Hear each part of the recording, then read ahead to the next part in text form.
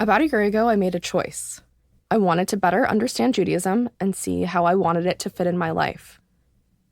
As I've worked on this podcast, I've come to understand Judaism as a series of choices. A choice to prioritize Shabbat dinners. A choice to go to synagogue for high holidays. The tradition was something I could opt into and make part of my life. But I didn't realize just how much my relationship with Judaism was determined by my parents' and grandparents' choices. Choices made decades before I was even born. Take my mom, Nan. Her dad was Jewish, her mom was Christian. And she wasn't really steeped in either tradition. I had nothing. My mom took me to church and Sunday school when I was a little kid, and I really didn't like it. Early on, my mom was drawn more to Judaism. My dad really didn't want to go to temple with me. When I was invited to many bar mitzvahs when I was in middle school, I'd say, Dad, could you at least go with me to temple during the day? And he said, no, I don't want to go. I found out years later that he sort of had renounced his Judaism or downplayed his Judaism. My grandfather was a working musician, and he found that his Jewish identity came with roadblocks, especially when he joined the famous Glenn Miller Band when he was 18 years old. The National Broadcasting Company invites you to listen to Glenn Miller's music.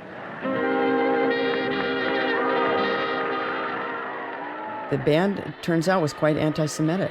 And they also made fun of his New Jersey accent. So he kind of assimilated, as they say. And I don't think he ever looked back. He didn't take us to temple. This choice, of course, reverberated. It meant that his kids weren't raised Jewish, and it had implications for those of us in the next generation down the line. But my mom always wanted something more. She wanted to connect to her Jewishness. And for a while, she took a class at the University of Judaism. But she learned if she wanted to become a Jew in the eyes of the rabbis who taught the class, she'd have to convert. I was thinking maybe I'll convert to Judaism because I wasn't officially considered Jewish, my mother not being Jewish. However, at the end of the whole course, I said, Rabbi, the only problem I have with all of this is that my family and I celebrate Christmas. And the rabbi said, well, if you convert to Judaism, all that's got to go. She didn't celebrate Christmas as a Christian holiday, but rather for the music, which was a big thing in my family. Still, leaving Christmas traditions behind was enough to change my mom's mind. She didn't convert. And so, as I've talked about throughout the season, I wasn't really raised with religion. Even though my dad was Jewish, I was raised with a bit of a hodgepodge of ideas, but nothing concrete. And then my parents separated. I've played some of this interview way back in the first episode. But after a year of thinking about this topic, some of what my mom said hit a little different. After I got divorced, I felt like I had shortchanged my kids in not giving them any exposure to any religion.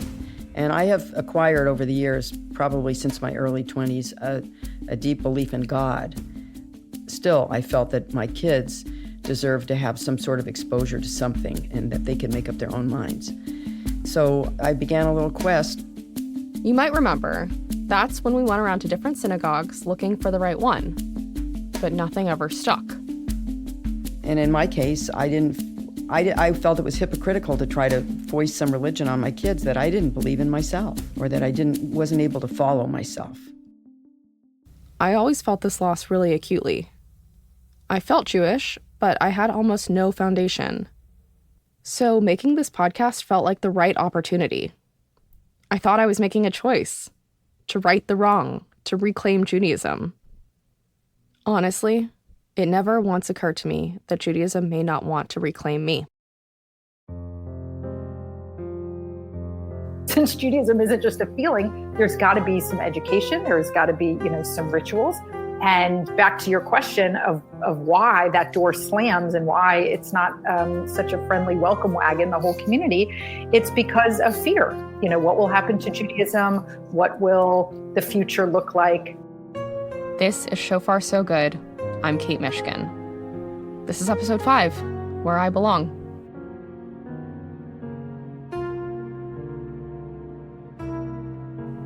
So here's how I pictured this all going down. I would interview rabbis and experts about various parts of Jewish philosophy and tradition I'd always been curious about. I'd educate myself and decide that yes, this was the religion for me. I'd reclaim these traditions and holidays like Shabbat and Yom Kippur, and I'd be welcomed with open arms. Some of that did happen. I've really enjoyed talking to these rabbis, and I'm really moved by the depth of the conversations. Everyone I've interviewed has been warm and accepting and happy that I've decided to go on this journey. And along the way, I've decided that yes, I want to make Judaism part of my life. That's where I was going to end the season. Then I went down a rabbit hole on patrilineal descent, the idea that Jewishness passes down from generation to generation through the father's line. It's actually not too complicated a topic, but I want to introduce you to someone who will explain it better than I can. Let me give you a standing on one foot brief history of patrilineal descent, where that term, even came from. This is Rabbi Lacy Rubin. She leads the Center for Exploring Judaism at Central Synagogue in New York. It's a Reform synagogue. In this episode, I'm mostly going to be referring to the Reform movement, which is a denomination that seeks to adapt to modernity. As a result, it's seen as a little bit more liberal. And it's the denomination my parents always said we were closest to. Anyone born to a Jewish father was considered Jewish, an Israelite, right? In those times, it was a patriarchy, patrilineal society, tribal society. Whoever the father was, that's who the offspring identified with. In one of the great reforms in history, by the time of the Mishnah in the 2nd century, the law was flipped on its head. Like my mom mentioned earlier, today Jewishness is passed down matrilineally, through the mother. When the law changed in the 2nd century, Rabbi Lacy Rubin says it was for a good reason. When the Israelites left, after the temple fell and the Israelites left for a diaspora, all of a sudden now Jews are living in different societies. The rabbis may not have known always who the father was, but they would always know who the mother was. Who did the baby emerge from? And so it was a very brilliant play to say matrilineal descent. This rule, according to Rabbi Lacy, stayed on the books and almost no one thought about it. Then came the 1960s, when people started to reconsider gender roles and, by extension, how they intersected with religion.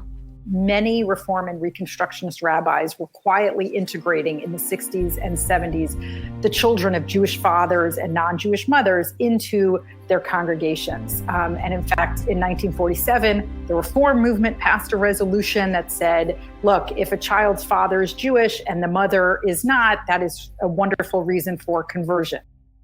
So by the 1980s, the Reform rabbis wanted to make it official. They'd been shifting away from only matrilineal descent. Our conference, the Reform Conference of American Rabbis, spelled it out in a resolution in very clear detail. They made a new rule. Anyone with one Jewish parent was Jewish. Because think about it, Kate, by this time in the 80s, there was a broad-based commitment to egalitarianism, right? It was very biased to accept the child of a Jewish mother and a Gentile father as Jewish, but rejecting the child of a Jewish father and a non-Jewish mother, right? Very unfair that children who had no Jewish education were being given automatic recognition just because their mother was Jewish, but those receiving an intense Jewish upbringing and exposure and learning and life cycle events with a Jewish father were not. This also adjusted for different types of families, ones that existed outside heteronormative structures or included interfaith marriage. As I was researching, I saw myself in this story. Remember, my dad is Jewish and my mom's dad was Jewish. This meant I count in. I'm part of the community. I also really loved that I was joining a tradition with a commitment to adjust to an ever-changing world, with an open heart and a commitment to equality. Those are the Jewish values I thought I was raised with. Here's the asterisk. The presumption of Jewish status is to be established through appropriate and timely public and formal acts of identification. So what this meant was if a child is born to one Jewish parent, the child would be regarded by the Reform movement as Jewish. However, the asterisk, they were expected to participate in all the various Jewish life cycle ceremonies, which, mark Jewish life stages. In other words, to be considered Jewish, you had rituals you had to observe, including a baby naming ceremony, bris, and bar mitzvah. If you didn't, you weren't Jewish. So by that standard, in almost no way was I raised Jewish. I didn't mark Jewish life stages. The only real religion we were raised with was what my parents said were Jewish values. You didn't have any of your own milestone markers, and you had two religious traditions in the house, right? Because you had Christmas. So, you do have Jewish ancestry on your father's side. I think if you came before a panel of rabbis, they wouldn't see you as Jewish yet. So where did that leave me? I'd spent a lifetime seeing myself a certain way with a specific identity. This unraveled that sense of identity, and by extension, where I saw myself in the world. I felt rejected and I felt bitter. It made me feel like a fraud. For asking these questions at all. For making this podcast, thinking it was the way to some sort of religious enlightenment. Before I wrote off Judaism entirely, I wanted to at least go to the source. Rabbi Mark Washofsky was the guest on a podcast I listened to about patrilineal descent. I could list off all his titles, but instead, let me just tell you. Rabbi Washofsky is an expert. He remembers when they made that new rule in 1983. Jewish descent is one thing, and Jewish consciousness is something else. What this resolution did was bring these two things together. If you have one Jewish parent, you have a claim to Jewish identity. There's a connection, but that connection has to be validated. I told him about listening to him on a podcast from Tablet magazine called Reform. I'd been curious about the show, so I started listening to the pilot episode on patrilineal descent. Seemed like a good place to start. As it stands right now, am I Jewish? If I were the rabbi of a congregation and you came to me and asked me that question, I would tell you that your desire to identify as a Jew brings you you're over half the way there. What you don't have a claim to, according to this, the CCAR resolution, is this idea of being Jewish automatically from birth. What you do have, though, and I think, and Jewish law, it's interesting, the question, what happens if somebody has a Jewish ancestor or Jewish ancestors, but that person is not halachically Jewish, that is Jewish according to Jewish law? And you would fall into that category. So what do? Do we say, well, this person has nothing? Actually, no. And this is true even among Orthodox Jews, Orthodox rabbis who think about this. They have this term called Zera Yisrael, the seed of Israel, a larger conception of the Jewish collective. Rabbi Washofsky said I'm halfway there. All of the way there would mean conversion, which would require a period of studying Torah and getting to know the rituals. And what he said about my being part of a larger conception of the Jewish collective made me feel a little better. But that also felt like a participation trophy. There's something about the state of half-being, or being sort of a part of the Jewish collective, that reminds me of my childhood. I remember my middle school carpool, how some of the kids would get dropped off at Hebrew school, preparing diligently for their bat mitzvahs. They all talked about things I didn't quite understand, but I knew peripherally because of the sheer amount of bat mitzvahs I was a guest at. Even then, I had a sense that I didn't quite fit in. As I learned about the nuances of patrilineal descent, my feelings of exclusion became replaced by something stronger. In some ways, I didn't harbor resentment. I can't imagine the way my grandfather felt. And I think this is the story with a lot of American families. As a society, we've generally moved away from religion for different reasons. It's not at the center like it once was. For my family, that meant the default was no religion at all. But for a lot of my friends' families, the default was religion. They'd be bat mitzvahed not because anyone really wanted to, but because it was family tradition and that's what they did. Both families could be somewhat secular. They just had different default settings. Thinking about this made me kind of angry at those friends I knew growing up who were bat mitzvahed but basically never went back to Hebrew school. They could come and go. They could reject organized religion, believe in God, not believe in God, didn't matter. They would always be Jewish. 3 of 4 of my grandparents were Jewish. Why not me? That's after the break. Hey, it's Kate. I want to thank you for listening to the show. This project is grant funded, and I've really leaned hard on my community to help make this. We're still looking for help to continue the show and finish out the season. If you want to support our work, consider making a donation by visiting shofarsogoodpodcast.com/support. That's shofarsogoodpodcast.com/support. And thanks. Okay, back to the show. Rabbi Liz P.G. Hirsch, the CEO of Women of Reform Judaism, helped me think about this in a different way.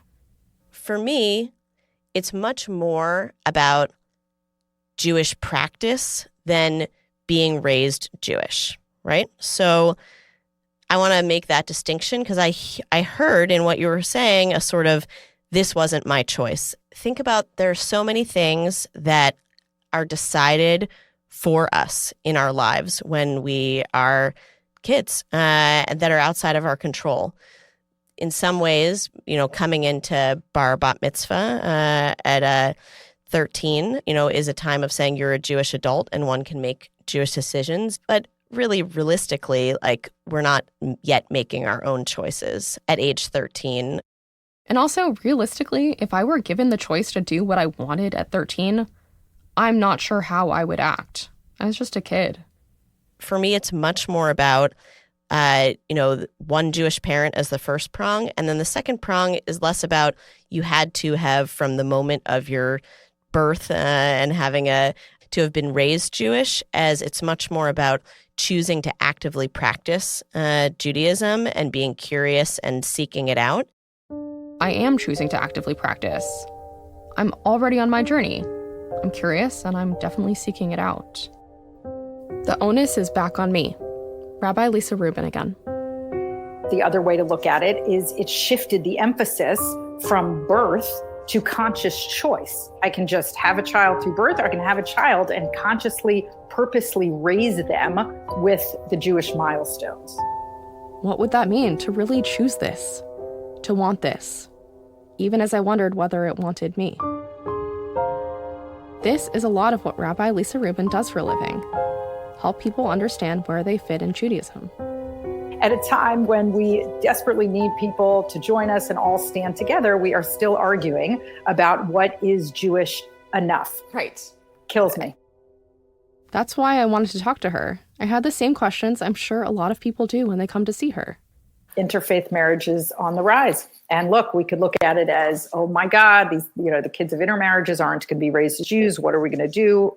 Or we can step back and say, wow, what an interesting challenge, right? This has not always been the case in history. For 30 centuries, people didn't want to be near Jews. They didn't want to do business with Jews. They certainly didn't want to marry Jews. And then, I work in the conversion realm. They did not want to become Jewish themselves, right? And so this is a phenomenal challenge to get to rise to the occasion for. The factors that kept me from Judaism, interfaith marriage, divorce, anti-Semitism, are very much part of the American Jewish story. We at the Center for Exploring Judaism and at Central Synagogue, we don't look at that as a threat. We look at it as a wildly amazing opportunity to bring that many more people in. When we talk about Judaism, we're sometimes talking about religion, sometimes ethnicity, sometimes ancestry. And even though these are discrete concepts, they can sometimes belong to a very blurry Venn diagram. At the center of that Venn diagram, for me, is the question, who am I? Rabbi Hirsch recommended I start by spending a year getting a little bit more comfortable with Jewish life.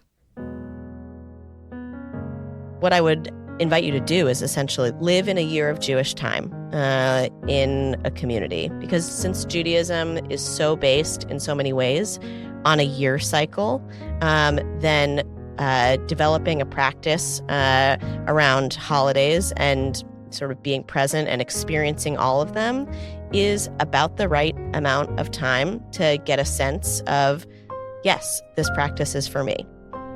In a way, I'm kind of already doing that. But what comes after a year of living in Jewish time? Some rabbis suggest the conversion route, which varies depending on whom you ask. But the basics are the same. Find a synagogue, pick a rabbi, study the Torah, and understand on a deep level what this all means.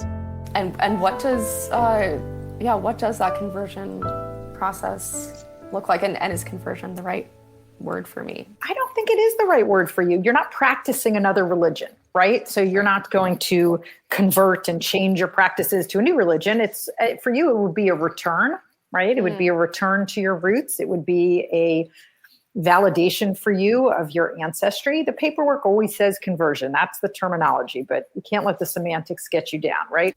The conversion process culminates in something called the mikveh, the Jewish ritual bath. The mikveh isn't only for conversion. Sometimes they go to mark other big life events, but it is part of the conversion process. In the mikveh, you're back to the waters of the womb. That's what our tradition believes. So you're back in the waters, and now you're being reborn into a life you've chosen, where the seeds were planted, from your father and your mother's father. You have this in your family. It's yours for the taking. You just don't want to be in anything and feel disingenuous. You want to feel that you know what you're doing, not that you've earned your place. This would be kind of a reclamation of my heritage, of Judaism. I could connect back with the ancestors who were Jewish. Their legacy could live on through me. I have to admit, this is when I started listening closer. I liked the idea of reclaiming. And I'm drawn to the idea of the mikveh, to its deep tradition found in the oldest stories there are. Now it's so in vogue to go in these sensory deprivation tanks, but the mikveh was first. And in Judaism, we use water to connote change and transformation. So water's there pre-creation. Pre-creation, water is going to be the element that gives life. The mikveh is one of the only rituals in Judaism that create a binary. You're not Jewish when you go in, you are Jewish when you come out. Rabbi Washofsky obviously never converted, but he's seen other people do it as a rabbi. And he remembers the looks on people's faces as they emerge from the mikveh. Once you dunk, once you immerse, you will come out as a Jew. They feel that. You can see it in their eyes, you can hear it in their voice. It is a moment of profound transformation, self-rediscovery, I guess. I'm the same person, but I'm not the same person that I was before. There is a difference, which sometimes hard to put into words, but it's there. My sense is that none of this is easy to put into words. I have to take a leap of faith, pun intended, I guess, and trust that it's the right decision, and that no one else can make it for me. To be honest with you, my initial reaction was, well, I don't want to be part. If they don't want me, I don't want to be part of them. And hearing you talk, I think I now feel a little bit more like, well, I'm reclaiming what I didn't have a choice. And for so long, I envied my friends who all got to go to Hebrew school and got their bat mitzvahs and then never went again. I made an adult decision to stop being Jewish when I was 13, which when you think about it is everything that's wrong with American Judaism. In a way, you go against the grain, but think about they're not just a few people in your situation. There are many more than you may imagine that discover or rediscover this as adults. Even someone born Jewish who drops out at the end of Hebrew school or whatever, think about it. Their understanding of Judaism was that of a 13-year-old. So before really tough questions about life and meaning and identity presented themselves to this individual, I mean, their Judaism was, was that of a child. Their Judaism was incapable of answering their questions because they have adult questions, and their Judaism was not the Judaism of an adult. Yours is, it will be, so, you're in a much better position than all those other folks to wrestle, because you're going to wrestle. I mean, just being Jewish doesn't mean your questions are all answered. No, you get to wrestle with them as a Jew. I'm already wrestling. With God, with the afterlife, with the idea of organized religion in the first place. As I've learned making this podcast, that's a Jewish feeling. It's apparently a Jewish thing to wrestle, just like it's a Jewish thing to seek belonging. But I guess I see the argument of making it official, of standing before a community and saying, I do want this. I'm reclaiming something I didn't have a choice in. And by the way, we want you, okay? When we say, well, you're not Jewish yet, it's not that we don't want you. It's that, well, you got these technicalities that you have to meet, but someone like you, who clearly wants this at a level of sincerity that is really impressive. Hearing this made me feel a little bit better, even if it came with a caveat. We want you, but not quite yet. We want you to put in the work.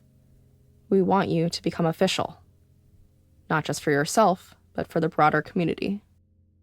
I think I want to make sure just to share a text that has inspired me kind of to that end, which is another responsa from a 19th century rabbi named Tzvi Hirsch Kalischer. Here's what he said: "With children such as these, there is the possibility that great leaders of Israel will arise from among them." Right? Israel meaning the Jewish people, not necessarily the country. He said, we say yes to these children because we don't know what someone's destiny and trajectory is going to be. And I think, like many other leaders and scholars and thinkers of that time, or even up to this moment, sort of think like that's like a legal problem to be solved. Like, what should we do? How should we respond to that? And instead, Kalischer and I look at sort of who is the person sitting in front of you and how can we think about their presence as a blessing for us and something that we want to welcome in. And also, we never know what kind of path someone is going to take. And if someone is coming to us, especially a child who doesn't have the agency to make the choice, but at any point, you never know where someone's path is going to lead if you open the door instead of closing it. As I was wrapping up this episode, I went to see my dad, Robert. I interviewed him in an earlier episode about his relationship with Judaism and God. His contention: it's not that someone made a choice on my behalf, it's that there was no choice. I don't think there's a decision made to raise you Jewish or not raise you as Jewish, as a Jew. I don't think there was any conscious decision on that. My family's default action was to have no religion at all. In retrospect, for me, we should have. We should have introduced religion and then let the child choose at some other time to reject it or embrace it further or do whatever they want to do. Not introducing religion, I think, is a mistake. After all this, I'm actually not sure I agree. I've had friends who went to Catholic school and become confirmed, and then lose all faith in the church. Many of the classmates whose bat mitzvahs I went to never went back to temple. I know many people who feel rejected, disappointed, let down by religion. In my situation, I have none of that. I'm an adult with a genuine curiosity and an interest in knowing about religion because I want to understand what it means to be human. Because I have adult questions about God and death and forgiveness. I haven't been let down or disappointed. I haven't had a crisis of faith. I'm starting at square one. Of course, that's not to say I'll never feel disappointed or let down. In fact, I felt disappointed working on this episode. But I'm entering this journey with a hope that I can find my place. Whether that means conversion, living a full year embracing holidays and traditions, deciding to reclaim a lost legacy, I'm still not sure. I guess it's good fodder for a second season.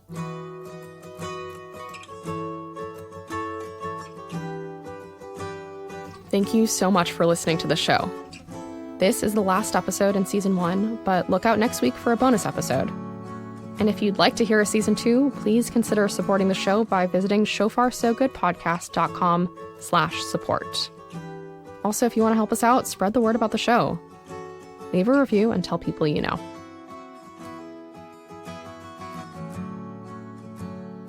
Shofar So Good is written and produced by me, Kate Mishkin. Edited by Lacy Roberts. Engineering and sound design by Jesse Perlstein. Music composed and performed by my mom, Ann Schwartz. Our production assistant is Jack McDonald. Artwork by my sister, Laura Mishkin. The song you're listening to is called Swirls and Eddies. It was written and performed by Grace Corsi as part of our debut album, Downriver. This project was made with support from the Jewish Writers Initiative Digital Storytellers Lab, a project of the Maimonides Fund. Many thanks to Janine Oakman, Sarah Lefton, and Rebecca Friedman. I really wouldn't have been able to make the show without the support of my parents, Nan Schwartz and Rob Mishkin, or my step-parents, Barbara Mutnick and Conrad Pope, or my siblings, Natalie, Laura, and Andrew. I'm incredibly grateful for my mentors in the Jewish Writers Initiative program, Reka Murthy and Ian Koss. Thanks again for listening.